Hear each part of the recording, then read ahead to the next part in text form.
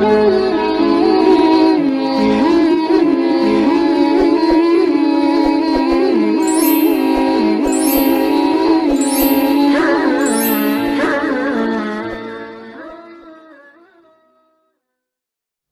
hari ini saya cuma mau cerita satu cerita. Tapi kisah ini akan menyelesaikan masalahnya orang-orang yang punya hutang. Ini langsung pada seger semua ini. Orang-orang yang punya hutang insya Allah akan selesai masalahnya berkat cerita yang satu ini. Tapi syaratnya satu. Syaratnya jangan matikan nabimu, jangan wafatkan nabimu, jangan hilangkan nabimu Muhammad sallallahu alaihi wasallam. Nabi hanya pindah dari alam dunia, pindah ke alam barzah, pindah ke sana. Bahkan tubuhnya Nabi tidak mati, tubuhnya tidak mati. Nama kematian buat Nabi hanya keluarnya roh dari jasad. Tapi jasadnya enggak meninggal, jasad Nabi tidak mati. Baru jasadnya syuhada saja masih hidup. Sayyidina Hamzah radhiyallahu taala anhu setelah 40 tahun kuburannya digali karena mau dibuat jalur perairan, dipindah. Ada salah satu alat gali yang kena tubuhnya, jenazahnya. Setelah 40 tahun masih mengucurkan darah segar. Setelah 40 tahun masih mengucurkan darah segar. Itu paman Nabi dan sahabat Nabi, sama Allah dimuliakan seperti itu. Apalagi Nabi Muhammad sallallahu alaihi wasallam. Di dalam Al-Qur'an jelas disebutkan orang-orang yang meninggal di jalan Allah, jangan kamu kira mereka meninggal. Justru Allah juga ngomong gak boleh mengira beliau-beliau meninggal. Bahkan yang ngasih nama hidup itu bukan saya. Yang ngasih nama hidup itu bukan ulama. Yang ngasih nama hidup itu bukan Nabi Muhammad SAW. Tapi Allah sendiri yang mengatakan bal ahya, mereka itu sungguh hidup di sisi Allah subhanahu wa ta'ala yurzakun. Dan bukan cuma hidup, ada yang hidup gak dapat rezeki, tapi ini hidup yurzakun, terus diberi rezeki oleh Allah subhanahu wa ta'ala. Itu baru kelasnya orang-orang yang syuhada. Lantas bagaimana dengan kelasnya imamnya para syuhada, imamnya para nabi, imamnya para rasul, yaitu baginda Muhammad sallallahu alaihi wasallam. Jadi rasakan dulu, jenengan semua, anda semua, kita semua punya nabi yang hidup di alam sana, yang bekerja di alam sana, yang bergerak di alam sana, gak pernah berhenti, terus memantau umatnya. Termasuk sore hari ini menerima sholawat dan salam jenengan semua. Diterima itu sholawat dan salam, karena ini kiriman ya, diterima oleh Nabi Muhammad SAW. Bahkan jelas alamatnya dari mana. Nah itulah bejonya saya, Majlis Ar-Raudhah. Padahal ini maulid Jamuri, betul ya? Nah tempatnya Majlis Ar-Raudhah, yang ngirim Jamuri, yang ngirim Jamuri dan kawan-kawan semua dapat, dicatat oleh Nabi Muhammad sallallahu alaihi wasallam. Nah kalau udah seperti itu, apa keuntungan yang didapat? Ini banyak orang yang lupa, banyak orang yang gak paham, banyak orang gak ngerti. Di zaman Nabi Muhammad SAW ada sahabat namanya Jabir bin Abdullah radhiyallahu ta'ala anhu. Sahabat Jabir ini punya kebun kurma dan dia punya hutang kurma, kurma. Masalahnya utangnya sama Yahudi yang benci Nabi, benci Islam. Karena tidak setiap Yahudi benci. Ya, Yahudi itu bangsa. Istri Nabi Sayyidah Sofiyah juga seorang Yahudiyah. Yang dibenci itu adalah ajarannya Yahudi yang memusuhi Islam. Lah ini udah ajarannya Yahudi, orangnya Yahudi pula. Bencinya sama Nabi luar biasa. Ketika melihat ada satu sahabat punya hutang, belum bisa bayar, maka Yahudinya senang. Ini saatnya untuk menghina sahabatnya Nabi. Ini saatnya untuk merendahkan sahabatnya Nabi Muhammad sallallahu alaihi wasallam.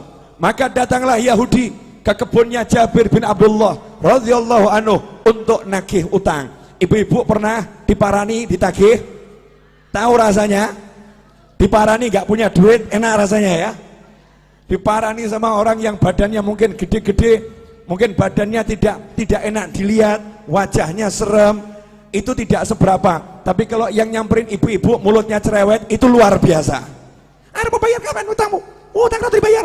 Wah, itu lebih dari pria-pria yang badannya besar itu. Yang cerewetnya luar biasa. Kalimatnya menusuk dan merobek-robek jiwa dan menyebabkan ibu sakit hati ketemu orang yang seperti itu. Hari itu Yahudi datang ke tempatnya Jabir. Nabi Muhammad SAW dimintai tolong sama Jabir, ya Rasulullah, tolong utang saya ini biar bisa ditunda, dibayar tahun depan. Yahudinya diajak bicara. Nabi ngajak sahabat, ini kerennya di sini, hebatnya di sini. Ada satu teman Nabi, sahabat Nabi punya utang. Uangnya buat bayar gak cukup, kebunnya buat bayar gak cukup. Nabi Muhammad SAW tidak duduk di rumahnya, tapi Rasulullah SAW ngajak sahabat-sahabatnya, yuk kita ke rumahnya Jabir, ayo kita ke kebunnya Jabir. Kasihan itu, Jabir digeruduk Yahudi, Jabir disamperin Yahudi. Ini Yahudinya lagi nagih Jabir, mau menghinakan Jabir. Berangkat Nabi Muhammad SAW bersama sahabat.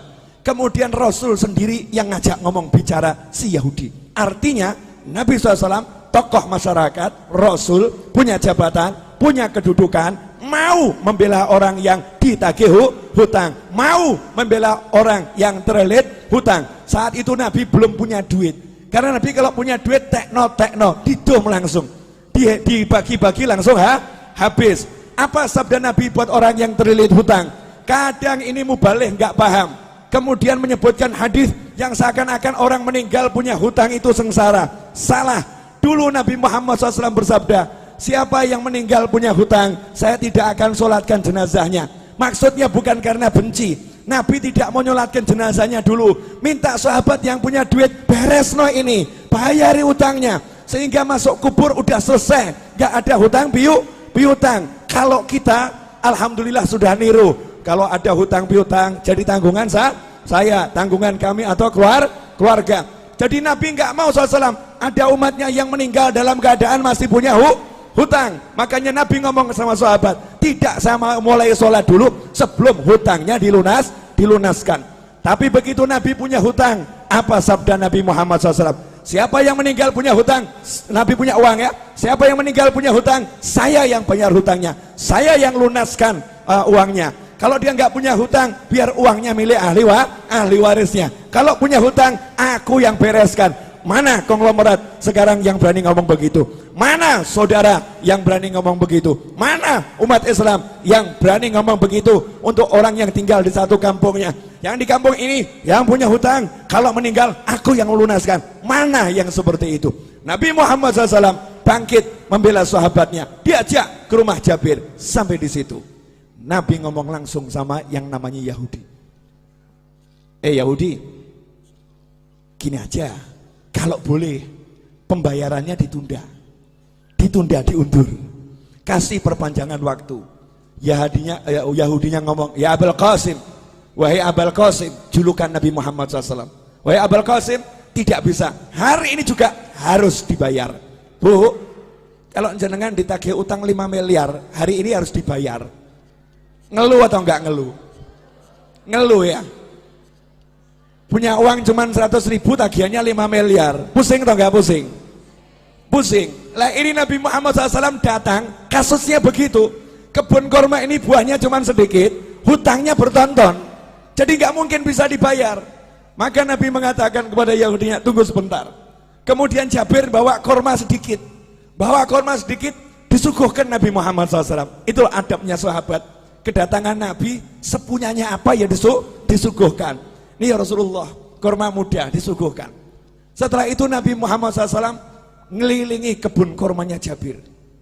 Kebun kurmanya dikelilingi, dilihat muter, ya memang gak cukup. Jumlahnya buah kurma itu gak mungkin cukup untuk bayar. Maka Nabi SAW kemudian tanya sama Jabir, di mana biasanya kamu duduk-duduk di kebun kurma ini? Tempat yang biasa kamu gunakan untuk nongkrong. Kalau bahasa kita, gazebonya di mana? Ya gazebonya di mana? Rasulullah tanya, di mana itu? Di sini ya Rasulullah. Saya biasa berteduh di sini. Ya udah, saya tak tidur sebentar. Bayangkan ini, ditagih utang sama Yahudi, ditinggal tidur sama Nabi. Tiruan. Maksudnya apa? Utang nggak usah dipikirin, utang nggak usah dipikirin. Yang nagih di depan ini ya, nggak dipikirin, tinggal tidur. Tidur Nabi Muhammad SAW. Ini nanti bisa dicek di Syarah Fathul Bari, Syarah Bukhari ya. Juga di kitab-kitab Syarah Bukhari yang lain. Tidur Nabi SAW, kemudian bangun. Datangi lagi Yahudinya. Karena masih maksa harus dibayar hari itu juga. Rasul berkata, gimana? Bisa enggak ditunda dulu pembayarannya? Kasih perpanjangan. Tidak bisa, harus hari ini. Ya sudah. Nabi SAW keliling lagi. Tawaf. Ngelilingi kebun kurma. Ditawafi. Setelah selesai ditawafi, Nabi bilang sama Jabir, Jabir, sudah sekarang kamu panen tuh kurmanya, bayarkan. Panen, bayarkan. Saya tidur dulu. Nabi tidur lagi. Asik ya? Tidur. Bangun tidur, Nabi nanya sama Jabir, gimana? Udah beres? Beres ya Rasulullah. Itu hutangnya kurma lunas semua. Bahkan ini kurma saya nggak berkurang. Panennya lebih banyak dari panen bertahun-tahun ini. Ini nggak masuk akal ya Rasulullah. Disitulah Nabi bersabda, Ashhadu anni Rasulullah. Aku bersaksi, aku adalah Rasulullah. Kalau bahasa kita, saya Nabi, saya Rasul. Rasulullah bangga dengan kerasulannya. Aku bersaksi, aku adalah Rasulullah. Sallu ala Nabi. Allahumma sholli wa sallim alaih. Pelajarannya apa? Pelajarannya banyak, tapi saya mau garis bawahi satu. Lah kamu kalau ada masalah, nabimu mbok buang. Kamu punya masalah, nabimu kamu singkirkan. Kamu punya masalah seperti nggak punya nabi. Sahabat ada masalah, punya nabi. Sahabat ada masalah, tahu punya Rasul. Makanya yang ngomong sama nabinya, ngomong sama Rasulnya. Nah kalau sudah jadi sahabatnya Nabi, jadi temannya Nabi SAW, kalau punya masalah, Nabi selesaikan. Nah kenapa kita sekarang ada masalah, gak selesai-selesai, gak pernah menjadikan Nabi sebagai teman, gak pernah menjadikan Nabi sebagai sahabat. Beda dengan para kiai dan Habib-Habib tempo dulu. Habib dan kiai tempo dulu tuh tidak pernah mengajarkan pakailah pakaian dengan tangan kanan, melepas dengan tangan kiri. Gak seperti itu. Tapi para Habib dan para kiai ngajari, pakailah pakaian, bayangkan gimana Nabi pakai pakaian. Nabi kalau pakai pakaian tuh kamu bayangkan dulu. Nabi kalau pakai pakaian, tangan kanan dulu. Kalau melepas, tangan kirinya. Rasulullah SAW kalau pakai sandal, kaki kanan. Kalau melepas, kaki kiri. Bukan masalah kanan kirinya, tapi suruh bayangkan nabinya, suruh bayangkan Rasulnya Muhammad Sallallahu alaihi wasallam. Nah kalau kita udah seperti itu, jalan kita bayangkan gimana Rasulullah pakai sandal, kemudian jalan kita bayangkan bagaimana Rasulullah berjalan, duduk kita bayangkan bagaimana Rasulullah dulu SAW. Maka kalau kita punya hajat, ada masalah, tinggal ngomong, Kanjeng Nabi pengen beli rumah, nggak punya duit, ngomong. Oh. Kamu kira ini semua jadi begini karena saya punya duit? Enggak. Tapi gara-gara saya rajin ngomong, ya Rasulullah, cucumu yang agak nyebelin di Solo ini, banyak dosanya, banyak salahnya, punya utang banyak, punya hajat banyak, please mintakan sama Allah, lunaskan, mintakan sama Allah, selesaikan, mintakan sama Allah. Nah kalau Jabir sahabat, Jabir itu sahabat, Nabi datang ngurusi, masa saya cucunya nggak diurusi? Nggak mungkin. Masa saya cucunya nggak diurusin? Nggak mungkin. Lantas bagaimana dengan Anda? Beb, saya bukan cucu Nabi. Tenang, Anda semua bisa jadi saudara Nabi Muhammad SAW. Rasul dalam hadis mengatakan, sungguh saya kangen sama saudara saya. Maka sahabat ngomong, ya Rasulullah, kan kami ada di sini, kami saudaramu, kok dicari? Kenapa? Saya nggak cari kalian, kalian sahabat saya, bukan saudara saya. Lantas siapa saudaramu ya Rasulullah SAW? Orang-orang yang lahir nanti belum pernah lihat saya, tapi percaya sama saya, iman sama saya, bahkan rela kehilangan harta dan keluarganya demi sekali melihat saya. Itulah saudara-saudara saya. Saya kangen pengen melihat beliau-beliau itu. Bayangkan, Nabi belum pernah ketemu kita, wujud kita belum ada, sudah dikangeni, dikangeni. Lah kalau kita sekarang bisa kangen sama Nabi dengan baca sholawat barzanji, maulid tiba, kemudian burdah, simtudurar dan semisalnya, kita sholawatan sama kangen, berarti kita jadi kelompok saudara Nabi Muhammad SAW. Dan saudara sama saudara itu pasti saling membela, pasti saling mendukung. Kalau udah begitu, kamu punya masalah, insya Allah nggak punya masalah. Saya punya masalah, insya Allah nggak punya masalah. Kenapa? Yang turun tangan langsung Nabi Muhammad Sallallahu alaihi wasallam. Yang menyelesaikan langsung Rasulullah SAW. Nah,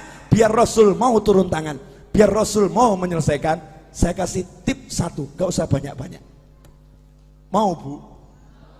Wani piro? Ya karena ini urusannya urusan masalah. Banyak orang zaman sekarang kan penuh masalah, bingung solusi. Gampang. Ilmunya orang tua. Pegang tasbih, baca nariyah 4.444 kali. Pegang tasbih, baca munjiah 1.000 kali. Solawat, pegang solawat. Solawatin masalahmu. Ada orang ngomong, Beb, ini kan urusan dunia. Masa solawat dipakai urusan dunia? Loh kamu tuh masa urusan dunia mau pakai apa kalau nggak pakai takwa? Urusan dunia itu diraih dengan takwa. Kamu punya hajat pengen kabul harus doa. Doa nggak pakai solawat nggak diterima sama Allah. Sehebat apapun orangnya doa, nggak pakai solawat nggak diterima sama Allah Subhanahu wa ta'ala. Sehebat apapun orangnya sholat, nggak pakai solawat nggak diterima sholatnya oleh Allah Subhanahu wa ta'ala. Sehebat apapun orang khutbah Jumat, gak pakai solawat, gak diterima oleh Allah Subhanahu wa ta'ala. Kalau hidupmu gak ada solawat, gak diterima oleh Allah Subhanahu wa ta'ala. Dan kalau kamu hanya ingat Allah, gak mau ingat Nabi Muhammad SAW, Islammu ditolak oleh Allah Subhanahu wa ta'ala. Sebelum minta apapun, suruh mengedepankan Allah Rasulullah, Allah Rasulullah. Dalam sholawat sudah ada semuanya. Allahumma sholli, Allahumma sholli. Sholawat itu nyebut Allah, nyebut Nabi Muhammad SAW. Nah setelah kita banyak sholawat, awali doa dengan sholawat, betul? Setelah kita banyak sholawat, baru ngomong, ya Allah, ini loh hajat saya, ini loh masalah saya, selesai. Makanya orang dulu ngajari begitu. Cuman ibu-ibu pokil. Tahu pokil bu? Curang. Iya, merekayasa solawat, kemudian mencurangi solawat. Nariyah 4.444 kali dibaca berjamaah, satu orang ambil 5 jagung, 10 jagung. Saya nggak bicara fadilah, kalau fadilah luar biasa, fadilahnya luar biasa. Kemudian protes sama kiainya, sama habibnya, sama gurunya. Saya udah baca nariyah berjamaah, tapi hajat kok nggak kabul-kabul. Habibnya jawab kabul, cuman kabulnya juga berjamaah, jadi dicicil saudara-saudara. Kabulnya dicicil, diangsur. Kalau pengen kabulnya cespleng, ya kamu sisakan waktu khusus. Minta izin sama suamimu. Ya, suami kamu butuh mobil, butuh rumah, butuh hutang lunas. Iya, dah kamu urus anak-anak, aku izin ngurung diri di kamar 5 jam, jangan diganggu. Ngapain? Mau nariyah. Pegang tasbih, baca nariyah 4.444 kali. Setelah itu keluar ngomong sama suami, jangan kamu pikir lunas hutangmu. Niru Nabi, Nabi tidur. Nabi tidur, udah silahkan pergi kerja, gak usah dipikir. Main-main sama anak, gak usah dipikir, lunas. Suaminya nanya, lunas piye? Duit gak ono, tenang, Nabi yang bereskan. Lah cara piye? Ojo takok aku.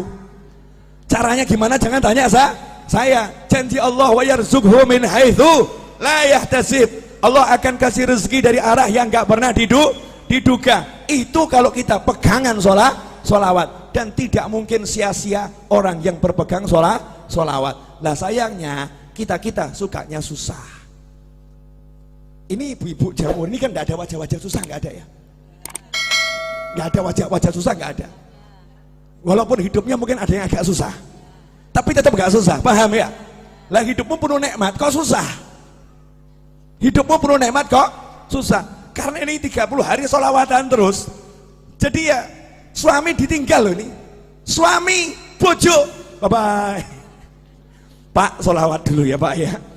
30 hari suaminya ditinggal. Dari mulai zuhur sampai maghrib, anaknya ditinggal. Serahkan suaminya, tolong urus anak-anak dulu ya.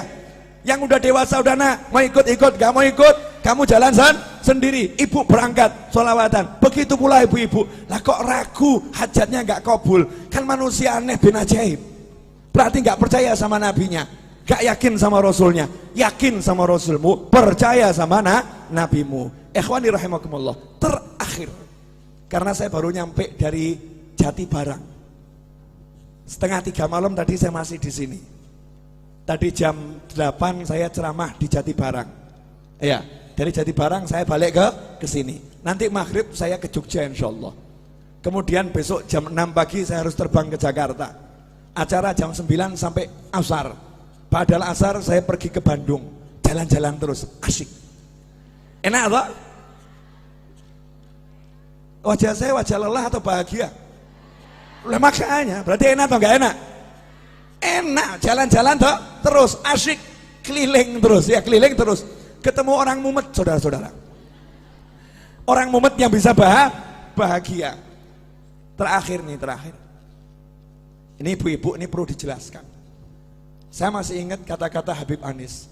Ibu-ibu itu yang wirid-wiridnya jauh lebih banyak dari bapak-bapak. Bahkan mungkin ibu-ibu itu punya buku doa terbanyak dibandingkan bapak-bapak. Yang paling hafal doa-doa itu ibu-ibu. Doa pelunas hutang 1, doa pelunas hutang 2, doa pelunas hutang 3 gitu ya. Itu ibu-ibu. Saking mumetnya, wiridnya luar biasa, itu ibu-ibu.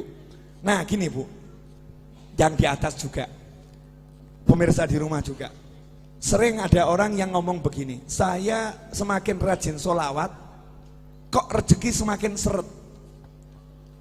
Sejak ikut Jamuri kok bisnis saya berantakan. Sejak ikut Majelis Ar-Raudhah kok warung saya sepi. Sepi. Dulu waktu saya nggak pernah sholat, warung saya laris. Waktu saya mabuk-mabukan, rezeki saya lancar. Saya mendekat sama Allah, kok dunia menjauhi saya. Nah ini yang ngomong begini gagal paham. Paham. Boleh saya membuat ibu-ibu lebih tercerahkan? Boleh? Bu, pilih duit atau sehat?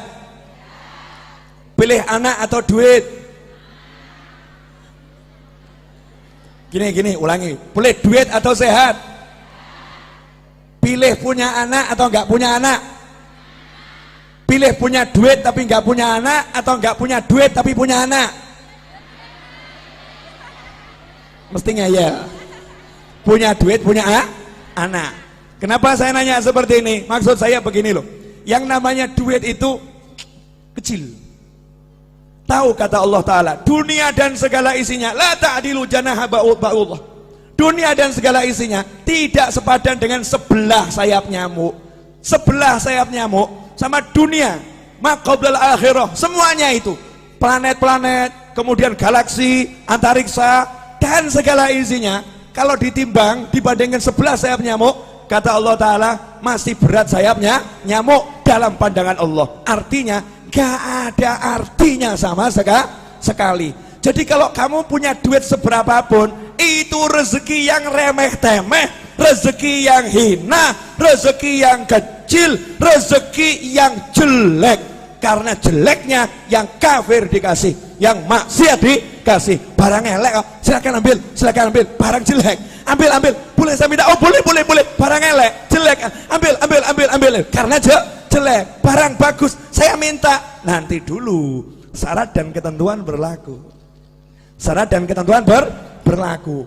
Nah yang barang bagus apa? Bisa sholat, bisa zikir, bisa sholawat, bisa bekti sama orang tua, bisa puasa, bisa baca Al-Quran, bisa menikmati maulid. Ini rezeki yang luar biasa. Makanya ketika kamu mendekat sama Allah, kemudian kok duniamu kecil, kecil, itu tanda-tanda bahwasanya kamu dikasih rezeki yang sangat besar. Masalahnya duitmu seret, itu aja. Cuman duit yang seret, tapi kan mata sehat, telinga sehat, kaki sehat, semuanya sehat, bisa menikmati majelis, bisa bahagia. Ada orang yang duitnya banyak, habis buat berobat. Ada orang yang duitnya banyak, habis untuk memuaskan nafsunya, nggak puas, cari bahagia, nggak bahagia. Lanjenengan modal masuk Jamuri, duduk silo, selonjor, senden, bahagia.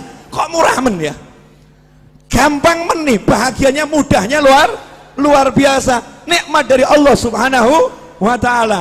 Kuncinya di situ. Buang dulu dunia dari hati, kecilkan. Gak ada manfaatnya, cilik, gak ada artinya. Setelah bisa kamu buang, nanti di situ dunianya akan datang. Bahasa saya begini, perempuan cantik itu kalau dikejar semakin gaya. Betul? Ini pengalaman pribadi ini. Ya, pria tampan kalau dikejar juga semakin gaya. Tapi kalau dicuekin pasti penasaran. Ini semua orang ngejar saya ya. Kok yang satu ini cuek-cuek saja ya? Akhirnya kebalik, yang cantik tadi itu akan ngejar, betul ya? Ngejar. Lah kalau kamu pengen dikejar dunia, cuekin dunianya. Cuekin dunianya. Kalau kamu cuek sama dunia, dunianya nanti akan penasaran. Kok aku nggak disentuh ya? Aku nggak dicari sama dia ya? Aku kok nggak dianggap ya? Dunianya akhirnya jor-joran. Ambil, ayo, tertarik sama aku. Ambil, tertarik sama aku. Kita tetap nyantai-nyantai saja. Cuek, nggak ngaruh. Itu kunci untuk menguasai dunia. Rahasianya di situ. Terakhir. Udah, ini saya ceramah bengak-bengok biar ngantuknya hilang kabeh. Karena ini jamnya jam ngantuk dari tadi jam 1 kan ya? Ngantuk. Terakhir ibu-ibu yang dimuliakan Allah Subhanahu wa ta'ala. Jadi kalau ada masalah gak usah bingung, gelar sejadah, pegang tasbih, baca sholawat, selesai. Setelah itu ojo mbok pikir, jangan dipikir, lanjutkan kehidupan. Masak ya masak, ngobrol sama anak ya ngobrol sama anak, dan jangan buka handphone kemudian share sama temennya, sumpek aku sumpek. Nah ini gak selesai masalah ini. Sumpek, saya lagi banyak masalah. Semakin kamu nyebut, semakin sumpek itu. Semakin sumpek. Udah kamu duduk baca sholawat selesai, gak usah di-share. Walaupun suamimu nyebelin, gak usah diurus. Sholawatin. Selesai. Loh saya punya pengalaman. Orang curhat sama saya, Beb, ini suami saya kok ngombak-ngambek terus nih, Beb. Pulang ke rumah ketemu suami wajah ngambek terus. Suntuk saya, Beb. Gimana caranya? Sholawatono. Selesai. Jadi nanti kamu ngelus-ngelusnya sama sholawatin. Allahumma sholli ala sayyidina Muhammad. Di hati saja tidak disolawatin.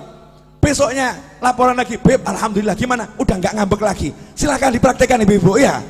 Kalau suaminya suka ngambek-ngambek, sholawatin. Ya, sholawatin. Kalau kerja di perusahaan, bosnya ngambek-ngambek, sholawatin. Kalau ada pelanggan yang ruwet, sholawatin. Beres, nggak mungkin tidak beres. Jaminan 100%, 100%. Ini yang ngomong sudah praktek. Yang ngomong sudah praktek. Kalau ketemu orang ruwet-ruwet, modal saya tak sholawatin, selesai. Ya, sholawatin selesai. Kalau saya nggak kuat nyolawatin, saya titip sama teman-teman saya, duduk di musola baca munjiah 100 kali, saya punya hajat. Duduk di tanah sana baca munjiah 1000 kali, saya punya hajat. Giliran saya nyupir ceramah, saya ceramah, yang lain sholawat. Selesai ceramah, selesai masalah. Mau praktek? Jangan, berarti kamu nunggu masalah dulu. Jangan praktek untuk masalah, praktek untuk hajat. Terima kasih, jazakumullah khairan katsiran. Insyaallah yang sedikit ini barokah dan manfaat.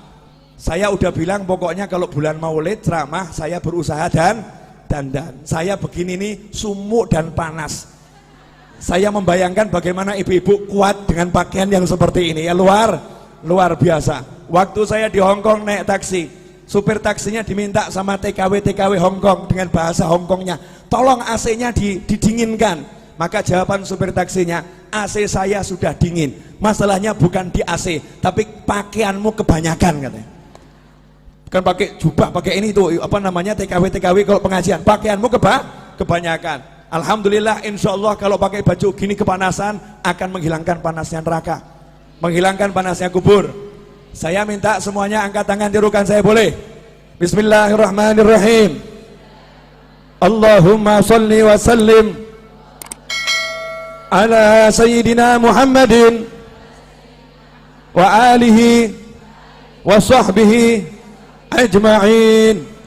Rabbi ighfirli wa li walidayya warhamhuma kama rabbayani saghira. Rabbi ighfirli wa li walidayya warhamhuma kama rabbayani saghira. Rabbi ighfirli wa li walidayya warhamhuma kama rabbayani saghira. Wa sallallahu ala sayyidina Muhammadin wa alihi wa sahbihi wa sallam walhamdulillahi rabbil alamin. Alhamdulillah, detik ini ibu-ibu naik pangkat jadi anak yang solihah. Anak yang solihah. Karena dalam hadis disebutkan waladun solihun yad'ulah. Anak soleh itu yang mendoakan orang tua. Amanat saya, sehabis sholat jangan tinggalkan doa ini. Rabbighfirli wali walidayya warhamhuma kama rabbayani shaghira. Dan ajarkan pada siapapun, ajarkan kepada anak kita. Janji Nabi, Allah tidak akan memutuskan rezeki dari seorang hamba yang hamba itu tidak memutuskan doa untuk orang tuanya. Maka kalau kita doakan orang tua kita terus, maka rezeki zahir dan batin tidak akan putus. Saya mengucapkan jazakumullah khairan dan mohon maaf atas segala ketidaknyamanan dan kekurangan majelis ini dalam menyambut Anda semua. Mudah-mudahan dimaafkan dan barokah, amin. Wassalamualaikum warahmatullahi wabarakatuh.